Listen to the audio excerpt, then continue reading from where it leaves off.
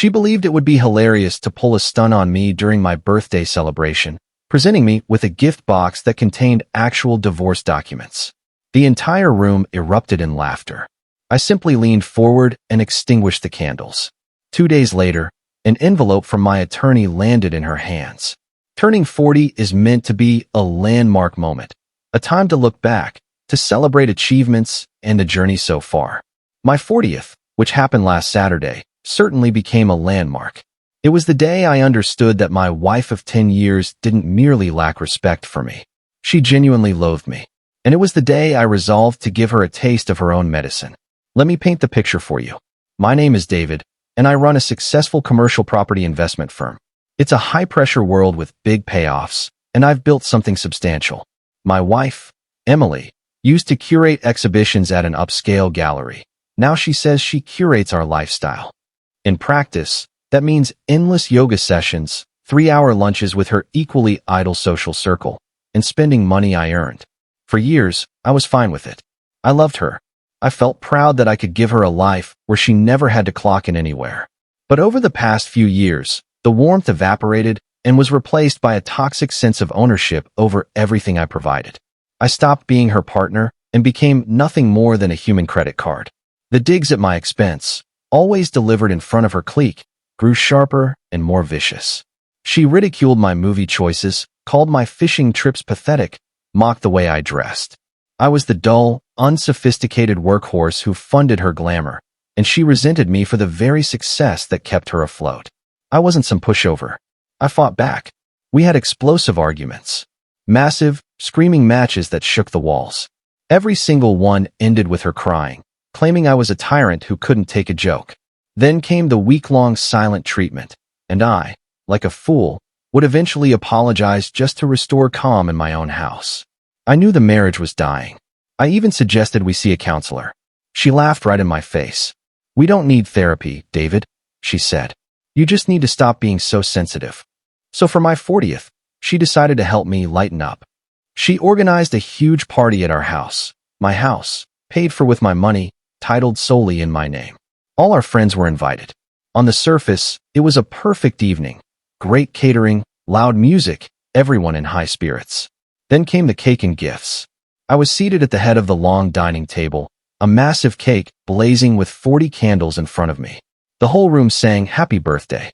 For one brief second, I actually felt hopeful that maybe we could still fix things. Then Emily emerged from the kitchen carrying one last, beautifully wrapped box. "I saved the best for last, darling," she said with syrupy sweetness. "This one's special, from me to you." She set the heavy box in front of me.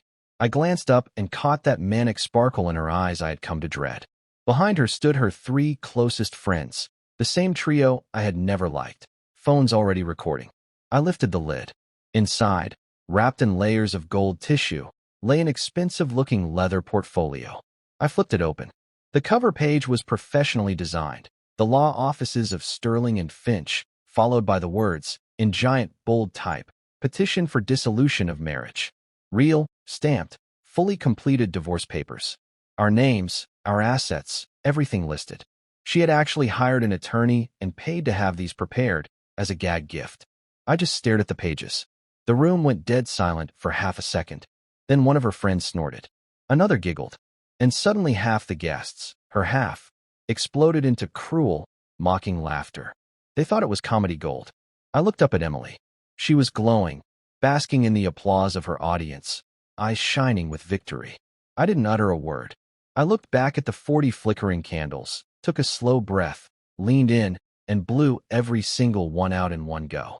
I made a very precise wish. Then I stood, plastered a relaxed smile on my face, and said, "Wow, babe, you totally got me. Best prank ever.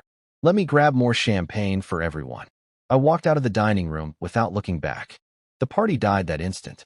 My marriage died that instant. And my wife had just handed me the most valuable gift imaginable, undeniable, documented proof to destroy her completely. Update 1. The rest of the night, I performed like an Oscar winner. I returned with bottles of Dom Perignon, laughed along, toasted to my own hilarious humiliation. Emily and her squad were on cloud 9. They had once again proven I was the predictable, spineless husband who would swallow anything. They had no clue they were toasting their own funeral. The moment the last guest stumbled out at 2 a.m., I went straight to my study. I still had the gift box. I pulled out the papers and examined them under the desk lamp. They were 100% legitimate. She had paid real legal fees for these. The premeditation blew my mind. I didn't sleep. I sat there and began drafting a battle plan. This revenge had to be surgical, ice cold, and financially catastrophic. Monday morning, the operation began. First call, my attorney, Diana, the most feared divorce litigator in the state. I told her everything and emailed the videos her friends had proudly posted online. When I finished, she was quiet for a long beat, then simply said, "Oh, David, we are going to enjoy this." Second call, a top-tier private investigator. Target, Chloe, Emily's toxic best friend and the mastermind behind most of the cruelty. I had a hunch Chloe's perfect Instagram life was rotten underneath. I told him to tear it apart. Third call, my private banker. In the next 60 minutes, I moved every dollar that was legally mine into new accounts and canceled or removed Emily as an authorized user on every single credit card we shared. Her unlimited spending tap turned off forever. Last stop of the morning. The Elite Equestrian Center where Emily kept her $180,000 show jumper, the horse she loved more than anything or anyone on earth. I informed the owner, in person, that my wife and I were separating and I would no longer be covering the six-figure annual boarding and training fees. Fees that had been auto-charged to a card I had just killed. The owner was polite but firm. Emily had 7 days to settle the outstanding balance or the horse would be sold at auction. Then I went home and waited. The first panicked text arrived just after noon. My card got declined at Saks. What the hell? I left her on read. An hour later, the barn just called saying you're not paying for Star anymore. David, tell me this is another joke because it's not funny. Still silence from me. She stormed through the front door at 4:15 p.m., face twisted in fury. David, what have you done? I looked up calmly from my desk. Just taking your advice, sweetheart. You wanted a divorce, remember? I'm simply moving things along. I assumed you'd be thrilled. That was a prank, she screamed. You know I didn't mean it.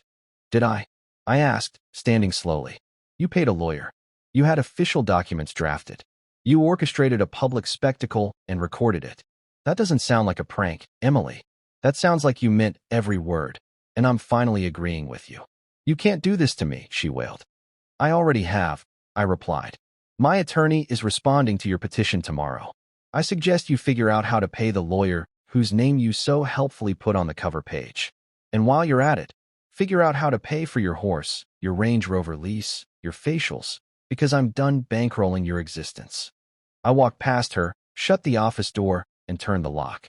Through the wood, I heard crashing, screaming, things shattering against walls. It was the sound of a woman realizing the joke had always been on her. Update 2. The following weeks were a masterclass in watching someone's carefully constructed world collapse in real time. Diana filed our counterclaim citing extreme emotional cruelty, attaching the birthday videos as Exhibit A. The judge, according to Diana, was appalled. Emily's cash flow evaporated overnight. With zero income and no credit, reality hit like a freight train.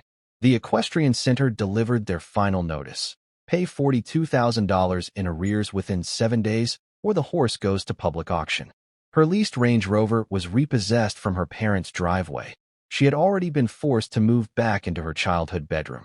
Her squad of ride-or-die friends vanished the moment the bottomless mimosa brunches stopped. Then the PI delivered his report, and it was pure gold.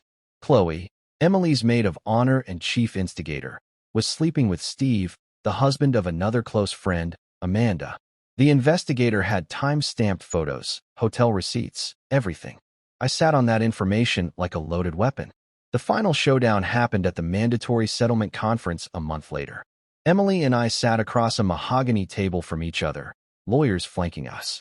She looked thin, exhausted, defeated, but still tried to play victim. Her attorney opened with an absurd demand list. The house, half my company, permanent spousal support. Diana waited until he finished, then smiled like a cat with a canary. Very creative fiction, she said. Our counteroffer is simple. She leaves with exactly what she brought into this marriage. Nothing.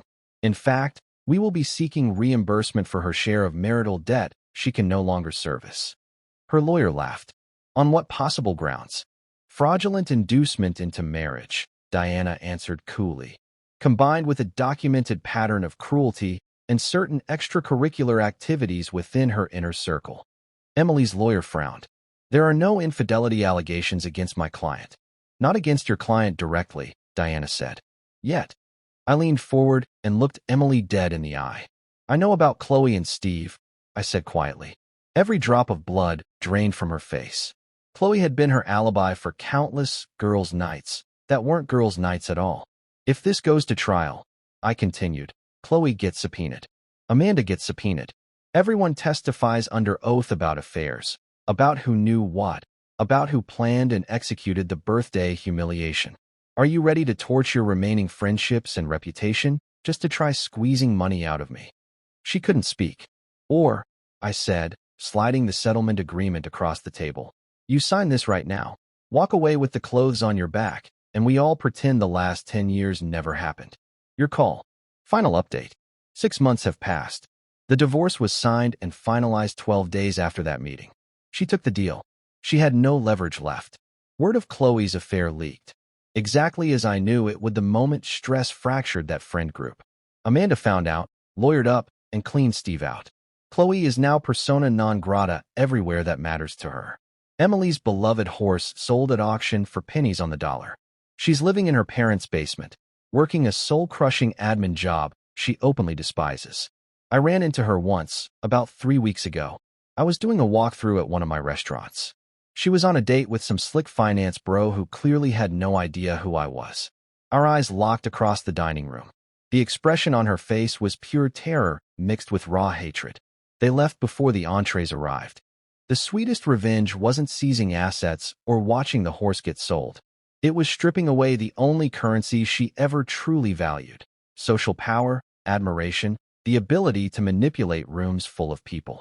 All I did was hold up a mirror and force her, and everyone around her, to finally see the bully she'd become. She wanted to hand me divorce papers as a joke. I turned her prank into reality and handed them back signed. She thought she held all the cards and could leave whenever she felt like it. In the end, I was the one who walked away, without looking back. My life now is calm. It's quiet. And for the first time in a decade, it is entirely, unmistakably mine.